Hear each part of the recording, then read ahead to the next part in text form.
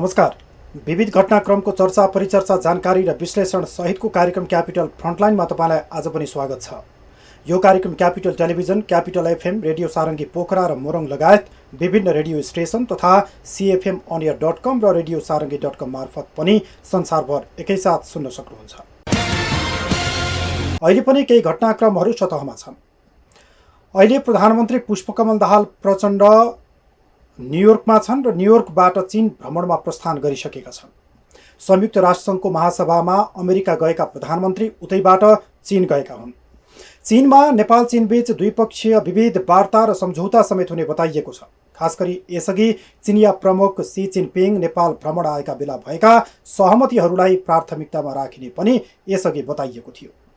America भ्रमणमा रहँदा भने प्रधानमन्त्री प्रचण्डले विभिन्न देशका प्रमुखसँग भेटवार्ता गरेका छन्, किनकि उनीहरू पनि सम्मेलनमा प्रतिनिधि भएर त्यहाँ पुगेका थिए। त्यही क्रममा प्रधानमन्त्री प्रचण्डले उनीहरूसँग भेट गरेका हुन्। प्रधानमन्त्री प्रचण्डसँग उनीहरूको भेट भएको हो। त्यसो त हाम्रा प्रधानमन्त्रीले अमेरिकी राष्ट्रपति जो बाइडेनसँग पनि त्यही भेटघाट गरे। आफू र छोरी गङ्गा सहितको बाइडेनसँगको फोटो सार्वजनिक पनि भएको छ। खैर, प्रधानमन्त्रीको भ्रमण सफल रहोस्। लागौँ आजका सामग्रीतर्फ। केही समय अघि भक्तपुर स्थित बाल सुधार गृहमा झडप भयो। प्रहरीमाथि आक्रमण मात्र भएन, झन्डै 300 हाराहारीमा बालबन्दी त्यहाँबाट भागेका पनि थिए। त्यसपछि केही दिन अघि मात्र वीरगञ्जमा रहेको बाल सुधार गृहमा झडप भयो। त्यहाँ पनि प्रहरीमाथि नै आक्रमण भयो। रातिदेखि सुरु भएको तनावमा अर्को दिन दिउँसोसम्म पनि प्रहरी भित्रै पस्न सकेन। अहिले फेरि बाँकेको बाल सुधार गृहमा झडप भएको छ। झडपमा परि एक बालबन्दीको ज्यानै समेत गएको छ। अरू 10 भन्दा बढी बन्दी घाइते भएका छन्। केही समय अघि भक्तपुरको बाल सुधार गृहमा झडप हुँदा बालबन्दीले बाल सुधार गृहको गेट तोडफोड मात्रै गरेनन्, सुधार गृहमा रहेका 221 जना बाहिर निस्केर प्रहरीमाथि नै जाइ लागे। 29 जना घाइते भए, 221 जना भागेर फरार भएका थिए। तीमध्ये केही बालबन्दीलाई वीरगञ्ज लगियो र वीरगञ्जको बाल सुधार गृह पनि केही दिन अघि तनावग्रस्त बन्यो। अहिले बाँकेको बाल सुधार गृहमा झडप हुँदा एकजनाको ज्यानै समेत गएको छ। बिहिबार राति बाँकेको डडुवा गाउँपालिका 6 स्थित जयन्दु बाल सुधार गृहमा झडप भएको हो। झडपमा अरू 10 जना घाइते भएका छन्। उनीहरूले अझै पनि छतबाट ढुङ्गा इट्टा फालिरहेका छन्, प्रहरीलाई गाली गलौज गरिरहेका छन्। स्थिति केही सामान्य भए पनि यो सामग्री तयार पार्दासम्म स्थिति पूर्ण रूपमा नियन्त्रणमा आइसकेको छैन। मृत्यु हुनेमा रूपन्देहीका 21 वर्षीय सुलभ केसी रहेको जिल्ला प्रहरी कार्यालय बाँकेले जनाएको छ। शुक्रबार राति 10 बजेदेखि राति 2 बजेसम्म मुख्य झडप भएको थियो। उनीहरू आपसमै पनि लडे र प्रहरीमाथि पनि जाइ लागे। मृत्यु भएका युवक गम्भीर घाइते भएका थिए। उनको उपचारको क्रममा शुक्रबार मृत्यु भएको बताइएको छ। अहिले बाँकेको यो जयन्दु बाल सुधार गृहमा 225 जना बालबन्दी रहेका छन् र उनीहरू सबै प्रहरीमाथि जाइ लागेको बताइएको छ। उनीहरूले प्रहरीमाथि आक्रमण गरी कम्प्युटर लगायत कार्यालय सामग्री, झ्यालका सिसा, सवारी साधनमा क्षति पुर्याएका छन्। उनीहरूले आफूले खाने थाल, कचौरा, गिलास समेत बाहिर फालेका छन्। बाल सुधार गृहमा तोडफोड र आगजनी समेत भएको छ। प्रहरी परिचालन गरिएको छ। अहिले पनि प्रहरी भित्र जान सक्ने स्थिति छैन। केही बालबन्दीहरू भागिसकेको अनुमान गरिएको छ, तर भित्र जान नसकेकाले प्रहरीले कति भागे भन्ने यकिन गर्न सकेको छैन। बालबन्दी किन आक्रमण र झडपमा उत्रिए यकिन भइसकेको छैन। यसअघिका घटनामा बन्दी बीचमा नै गुटहरू हुने र एकअर्का गुटबीच झडप हुने तथा सुधार गृह व्यवस्थापन र प्रहरीसँग उनीहरूको चित्त नबुझेको आक्रोश पोखिने गरेको पाइएको छ। स्थिति नियन्त्रणमा आएपछि प्रहरीले थप अनुसन्धान गर्नेछ। यसरी बाल सुधार गृहमा किन झडपको स्थिति आउँछ? गम्भीर समीक्षा गर्नुपर्ने बेला आएको छ। सुधार गृह जस्तो छ कि छैन? खानपिन र व्यवस्थापनका कुरामा हेलचेक्राइ छ कि? मानव अधिकार नै हनन हुने खालका व्यवहार पो हुन्छन् कि? वा भित्रै हुने गुटहरूलाई व्यवस्थापन पक्षकै संरक्षण पो छ कि? सबै कुरामा स्थानीय प्रशासन र निकाय चुनाको हुनु जरुरी देखिन्छ।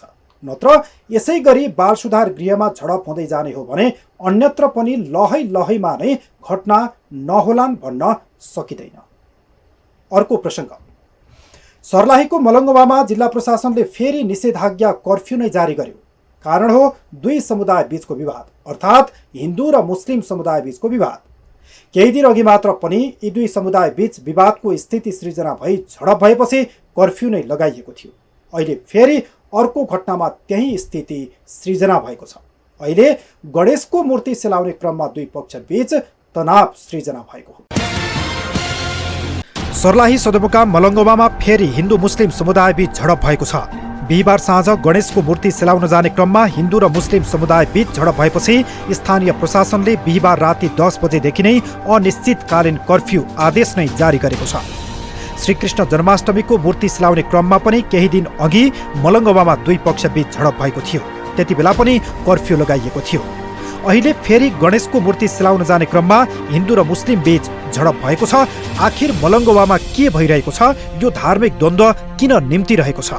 सर्लाही प्रहरीका अनुसार मूर्ति सेलाउन जाने क्रममा साँझ 7:30 बजे मुस्लिम बस्ती पुगेपछि बिजुलीको लाइन कट्यो। त्यति बेला अज्ञात समूहबाट ढुङ्गा मुढा प्रहार भएपछि झडप भएको थियो।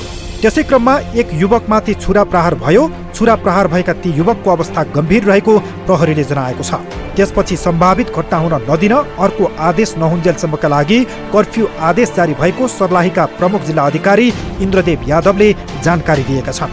कर्फ्यू लगाइएको सीमा क्षेत्रभित्र कसैले आवत जावत गर्न, भेला हुन, बाहिर हिडडुल गर्न र कुनै प्रकारको उच्छृङ्खल गतिविधि नगर्न प्रशासनले आग्रह गरेको छ। गणेश मूर्ति विसर्जन क्रममा मलङ्गवा 3 मा विवाद भएको हो। पुरानो मलङ्गवा नगर क्षेत्र, पूर्वमा झिम नदी, पश्चिम मुसैली नहर, दक्षिणमा नेपाल भारत सीमा क्षेत्र र उत्तरमा प्रहरी पोस्ट, बाबा पेट्रोल पम्प सीमा क्षेत्रभित्र कसैले आवत जावत, भेला हुन, बाहिर हिडडुल गर्न एवं अरू कुनै प्रकारको गतिविधि गर्न नपाइने कर्फ्यू आदेशमा भनिएको छ। सर्लाहीको मलङ्गवामा पटक पटक हिन्दू मुस्लिम विवाद हुनु, विवाद पछि झडपको स्थितिसम्म पुग्नुले आखिर त्यहाँ के भइरहेको छ? यो गम्भीर प्रश्न बनेको छ। हिन्दूले आयोजना गरेका पर्वमै यो विवाद किन हुन्छ? गल्ती कसको हो? गम्भीर छलफल गरी सधैँका लागि द्वन्द्व अन्त्य गरिनुपर्ने देखिन्छ। नत्र पटक पटक यसै गरी घटना दोहोरिने हो भने धार्मिक द्वन्द्व नचर्किएला भन्न सकिन्न। यसमा प्रहरी, स्थानीय प्रशासन, स्थानीय समुदाय र धार्मिक क्षेत्र चनाखो हुन जरुरी छ। अहिले मलङ्गवामा अर्को आदेश नहुन्जेलसम्मका लागि निषेधाज्ञा जारी गरिएको छ। पक्कै पनि दुई धार्मिक समूहबीच तनावको स्थिति सृजना हुनु राम्रो होइन। यो राम्रो सङ्केत पनि होइन। एक अर्कामा मिलेर बस्नुमा नै सबैको भलाइ छ। तर पनि जुन घटना भएको छ यसमा सत्य तथ्य छानबिन भने होस्। आक्रमण गर्ने गराउने जोसुकै भए पनि कानुनी कठघरामा त पुग्नै पर्ने हुन्छ। अर्को प्रसङ्ग, चाडपर्व सुरु भइसक्यो। भर्खरै तीज सकिएको छ। अब दशैं तिहार जस्ता पर्व मुखैमा आइसकेका छन्। बजार अब बिस्तारै व्यस्त हुन्छ। किनमेल पनि अलि धेरै नै हुन्छ। यो समयमा बजार केही सस्तो भयो भने जनतालाई राहत हुन्छ। तर यहाँ त सस्तोको कुरै छैन। दैनिक चुलोमा प्रयोग हुने चिज नै छोइ नसक्नु भएपछि जनतालाई गाह्रो छ। दशैं नजिकै गर्दा विगतका वर्षहरूमा जस्तै यसपालि पनि चिनीको हाहाकार मच्चिने भएको छ। दशैं नजिकै गर्दा विगतका वर्षहरूमा जस्तै यसपालि पनि चिनीको हाहाकार मच्चिने भएको छ। दुईवटा सरकारी निकायको लापरवाही र बेवास्ताका कारण समयमा नै चिनी आयातमा तदारुकता नदेखाउँदा यसपालि पनि बजारमा दशैंमा चिनीको अभाव हुने देखिएको हो। सरकार मातहतमा रहेको खाद्य व्यवस्था तथा व्यापार र साल ट्रेडिङ कर्पोरेसनको गोदाम नरित्युन्जेलसम्म सरकारले चिनी आयात गर्ने अनुमति नदिएपछि देशभर चिनीको हाहाकार मच्चिने निश्चित भएको हो। सरकारको अदूरदर्शिताकै कारण कालोबजारी गर्नेहरूले कृत्रिम अभाव समेत सिर्जना गर्न सहज बनाइदिएको छ।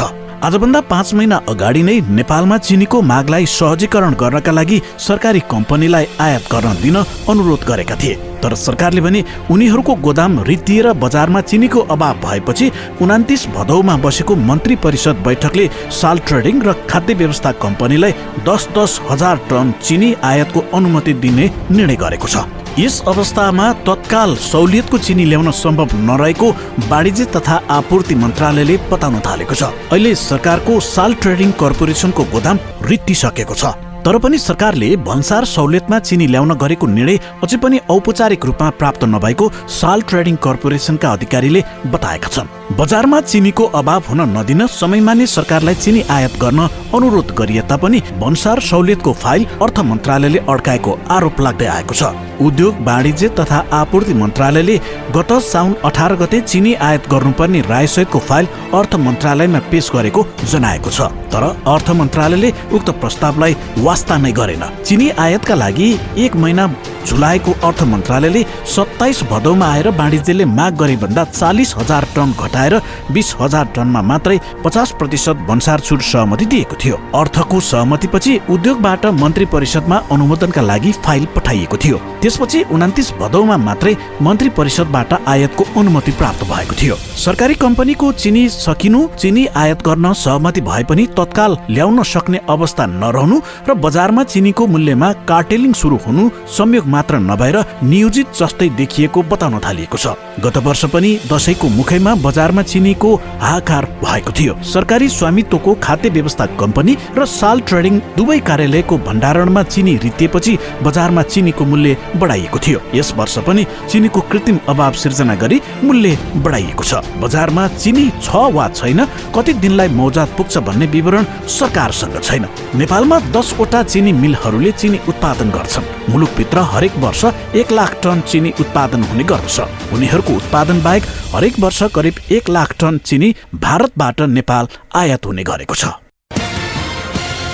अब अर्को प्रसङ्ग, यो अन्तर्राष्ट्रिय प्रसङ्ग हो जुन अहिले चर्चामा पनि छ। कुरा हो भारत क्यानाडाको। भारत र क्यानाडा बीचको सम्बन्धमा थप तनाव बढेको छ। क्यानाडाका प्रधानमन्त्री जस्टिन ट्रुडोले सिख नेता हरदीप सिंह निज्जरको हत्यामा भारत सरकारको हात रहेको आरोप लगाएपछि भारत र क्यानाडा बीच थप तनाव बढेको हो।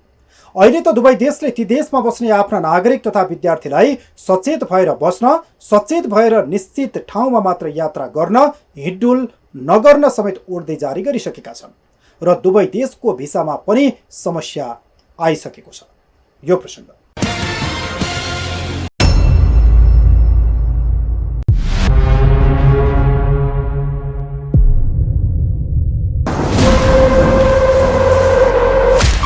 agents of the government of India and the killing of a Canadian citizen, Hardeep Singh Nijjar. Bharat र क्यानाडा बीच अहिले कूटनीतिक द्वन्द्व सुरु भएको छ। कतिपयले भारत र क्यानाडा बीचको सम्बन्धमा चिसोपना आउने आंकलन मात्र गरेका छैनन्, दुई देश बीचको सम्बन्धमा ऐतिहासिक रूपमा दरार आउने अनुमान समेत गरिरहेका छन्। क्यानाडाका प्रधानमन्त्री जस्टिन ट्रुडोले सोमबार पृथकतावादी नेता हरदीप सिंह निज्जरको हत्यामा भारत सरकारको हात रहेको आरोप लगाएपछि भारत र क्यानाडा बीचको सम्बन्धमा चिसोपना देखा परेको हो। त्यसो त क्यानाडाले त्यहाँ स्थित भारतीय उच्च कूटनीतिक अधिकारीलाई आफ्नो देश छाड्न आदेश दिएको भोलिपल्टै भारतले पनि आफ्ना देशमा रहेका क्यानाडाली कूटनीतिक उच्च अधिकारीलाई भारत छाड्न 5 दिनको अल्टिमेटम दिएको छ। गत जुन 18 मा क्यानाडाको ब्रिटिश कोलम्बिया स्थित एक सिख मन्दिर बाहिर हरदीप सिंह निज्जरको गोली हानी हत्या भएको थियो। सो हत्या प्रकरणमा क्यानाडाको खुफिया एजेन्सीको सूचनाको आधारमा भारतको संलग्नता रहेको क्यानाडाका प्रधानमन्त्री जस्टिन ट्रुडोले सोमबार क्यानाडाको संसदमा सम्बोधन गर्ने क्रममा बताएका थिए। तर यसको भारतले भने ठाडै अस्वीकार गरेको छ। उता खालिस्तानी नेता हरदीप सिंह निज्जरको हत्याको मामिलामा क्यानाडाले भारतमाथि लगाएको आरोपका बारेमा अमेरिकाले संक्षिप्त प्रतिक्रिया दिएको छ। मंगलबार व्हाइट हाउसले क्यानाडाका प्रधानमन्त्री जस्टिन ट्रुडोको आरोपलाई असाध्यै चिन्ताजनक भएको बताएको छ। खालिस्तानी नेता हरदीप सिंह निज्जरको क्यानाडाको ब्रिटिश कोलम्बिया प्रान्तमा 18 जुनमा हत्या भएको थियो। त्यसपछि सिख पृथकतावादी र भारत सरकार बीच तनावको स्थिति निम्तिएको छ। भारत क्यानाडा बीच पछिल्लो तनावको कारण पनि यही हो।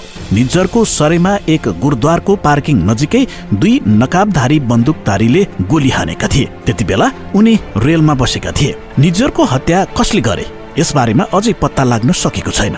तर अहिले यसबारे थुप्रै देशमा चर्चा पनि भइरहेको छ। खालिस्तानी समर्थकले निज्जरको हत्या विरुद्ध क्यानाडाको टोरन्टो बाहेक लन्डन, मेलबर्न र सन फ्रान्सिस्को समेत थुप्रै शहरमा जुलाईमा प्रदर्शन गरेका थिए। प्रदर्शनकारीले भारत सरकार विरुद्ध नारा पनि लगाएका थिए। भारत सरकारले नै निज्जरको हत्या गरेको आरोप उनीहरूले लगाइरहेका छन्, जसलाई थप पुष्टि क्यानाडाका प्रधानमन्त्री जस्टिन ट्रुडोले संसदमा गरेको सम्बोधनले गरिदिएको छ। भारतले पनि यसको ठाडै विरोध गर्दै आइरहेको छ।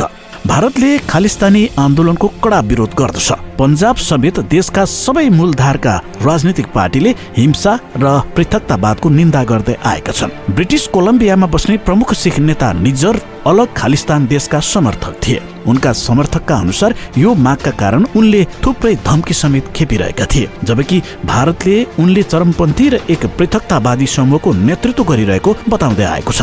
मंगलबार भारतले क्यानाडालाई उसले भारतको सुरक्षालाई धम्की दिने खालिस्तानी चरमपन्थी र आतंकवादीलाई आश्रय दिइरहेको आरोप लगाएको छ। यसबीचमा भारतले क्यानाडाका नागरिकलाई भिसा दिन रोक लगाएको छ। भारतले क्यानाडाका लागि अनिश्चितकालका लागि भिसा रोकेको हो। यसअघि दुवै देशले आफ्ना विद्यार्थी वा नागरिकलाई सतर्कता अपनाउन यात्रा निर्देश समेत जारी गरेका थिए। क्यानाडाका नागरिकलाई भिसा नै रोक्ने भारतको निर्णयले क्यानाडा भारत सम्बन्ध निकै तल झरेको देखिन्छ। भारतले क्यानाडाका नागरिकलाई भिसा दिन रोकेको छ। बिहिबारबाट लागू हुने गरी भारतले भिसा कार्य स्थगित गरेको हो। हरदीप सिंह निज्जरको हत्याको विषयमा विवाद बढ्दै जाँदा भारतले क्यानाडामा आफ्नो भिसा सेवा रोकेको हो। क्यानाडामा भारतका लागि अनलाइन भिसा आवेदनको व्यवस्थापन गर्ने BLSले एक सूचना जारी गर्दै अर्को सूचना नआएसम्मका लागि भिसा सेवा स्थगित गरेको जनाएको छ। अपरेसनल कारणहरूले भिसा कार्य स्थगित भएको जनाइएको छ। क्यानाडाले आफ्नो नागरिक हरदीप सिंह निज्जरको हत्यामा भारत सरकारका एजेन्टहरूको संलग्नता हुन सक्ने भनेपछि दुई देश बीचको विवाद उत्कर्षमा पुगेको हो। पन्जाबलाई भारतबाट टुक्र्याएर छुट्टै खालिस्तान बनाउने पर्ने अभियानमा लागेका निज्जरलाई भारतले आतंकवादीको सूचीमा राखेको थियो। G20 सम्मेलनका क्रममा पनि भारतीय प्रधानमन्त्री नरेन्द्र मोदी र क्यानाडाका प्रधानमन्त्री जस्टिन ट्रुडो बीच सम्बन्ध राम्रो देखिएको थिएन। त्यसपछि क्यानाडाले भारतसँगको व्यापार मिसन स्थगित गरेको थियो भने दुवै देशले कूटनीतिज्ञलाई देश निकाला गर्ने निर्णय गरेका थिए। क्यानाडाले भारतमा आतंकवादी गतिविधि बढ्दो रहेको भन्दै जम्मू कश्मीर लगायतका भारतका क्षेत्रमा नजान भन्दै ट्राभल एडभाइजरी समेत जारी गरेको थियो। त्यसको 24 घण्टा नपुग्दै भारतले पनि क्यानाडामा रहेका आफ्ना विद्यार्थी तथा नागरिकलाई सचेत रहन नोटिस जारी गरेको थियो। भारत र क्यानाडा बीचको सम्बन्धमा थप तनाव बढिरहँदा भारतले क्यानाडेली नागरिकलाई भारत प्रवेशको भिसा बन्द गरेको हो। क्यानाडामा सिख नेताको हत्या प्रकरणलाई लिएर दुई देश बीचको सम्बन्ध तनावपूर्ण बनिरहेको छ। भारतले आफ्ना नागरिकहरूलाई क्यानाडा यात्रा गर्न वा त्यहाँ बसोबास गर्न उच्चतम सजगता अपनाउन एक जरुरी सूचना जारी गरेको एक दिनपछि यस्तो निर्णय गरेको हो। भारत र क्यानाडा तनावले क्यानाडामा रहेका नेपाली अथवा नेपाल क्यानाडा भिसामा भने कुनै असर हुने छैन, किनकि यो मामला कुनै पनि रूपमा नेपाल र नेपालीसँग सम्बन्धित छैन। भारत क्यानाडा कूटनैतिक तनावको यो प्रसङ्गसँगै देशभित्र र बाहिरका विविध विषयसहित विभिन्न घटनाक्रमको चर्चा परिचर्चा जानकारी र विश्लेषण सहितको कार्यक्रम क्यापिटल फ्रन्टलाइन सकिएको छ। अहिलेलाई बिदा दिनुहोस्। नमस्कार।